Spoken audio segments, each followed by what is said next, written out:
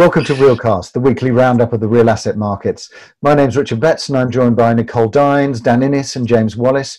And our special focus this week is debt. But let's start with the roundup of the week. James, what's kind of caught your eye? Well, British Land's results came out this week, and there's a few interesting things there. First and most obvious is how their retail portfolio fared. It plunged in value by 26% in the year to March, which has wiped about £1 billion off its portfolio value, as the coronavirus and economic hibernation has just intensified, pre-existing sector headwinds. As of mid-May, about 43% of British Land's retail rents had been received, compared to 97% for its office portfolio. So it just shows you just how massively different those two sectors are performing at this period still. And around £5 million worth of unpaid rent in its rental portfolio is due to occupiers falling into administration, all of which has kind of led to an annual loss for British Land of just over £1 billion. But thankfully for the board and shareholders, the REIT does have plenty of liquidity, which is an example of one of the trends we've said a few times now over the weeks, which is the bigger investors have bigger access to liquidity and cash compared to the smaller, where the greatest stress is. Speaking of distress, this has actually depressed British Land's share price, which has led Brookfield, the Canadian investor, to buy a 7.3% stake in British Land. That's something that just came out on Friday, and they've snapped that up for more than £500 million. So whether or not they're sensing an opportunity within British Land in some capacity or other, I think that would be something that everybody closely watches. Okay, good. And Dan, what did you see this week? David Atkins has been, who's the chief exec of Hammerson. He's been on most of the real estate front pages this week. So he's stepping down as chief exec of the UK listed REIT.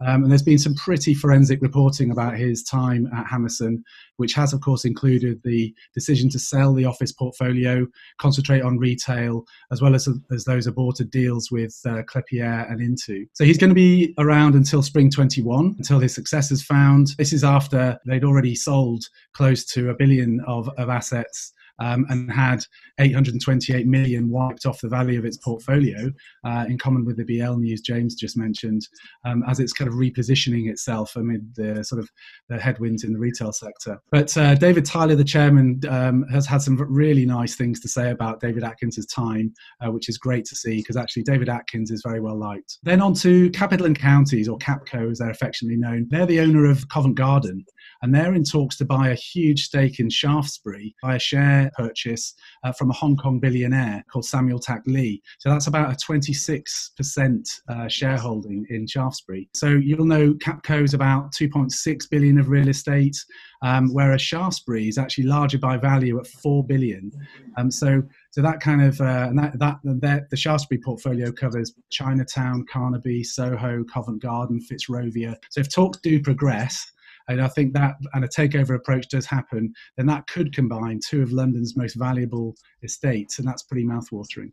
And then lastly, just to wrap up, I saw this piece on infrastructure investment in IPE. And so there was a YouGov piece of research, which basically said that the majority of people in the UK actually see renewable energy investment as the most important infrastructure type. With a survey of over 2,000 people for GLIL infrastructure, they wanted to sort of find out how important each type of infrastructure really was.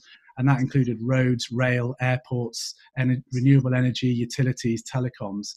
And it sort of showed that 62% of people considered an investment in renewable energy as the most important, followed by utilities, 43%, rail, 40%, and surprisingly, airports right down there, considered the least important. And in fact, 40% of people thought that airports just weren't very important at all. As with any recession, investment into infrastructure is one of the first elements that governments look into. So I think that's definitely one to watch. I saw some interesting things on that theme to returning to the office. It was interesting, actually. This was the first week where I've done an interview, albeit through Zoom, and we've also had at our events somebody who's actually been back in their office again. But I saw something from Andrew Phipps picking up a report in Forbes about there's no going back to the old office, and his view very much that Monday to Friday 9 to 5, forget it, it's not happening anymore. Life has changed. There are, it seems, diverging expectations about what to expect. You've got the modernists who think that continuing to rent swathes of prime central business district office space is just expensive in this post-pandemic economic environment, and now it's just not as necessary as it used to be. And so there will be some quite significant scale back. And the traditionalists suggest that this is just completely over-exaggerated. It might be that there's some sort of in-between. I think the nuanced picture might be around kind of reconfiguring how space is used rather than necessarily just a direct reduction in space. What is more likely to be a driver of office demand in the near term, which is slightly easier to kind of gauge, is likely that there's going to be a net reduction in office demand in major cities because there has been lots of job losses, and job losses always lead to a reduction in office demand.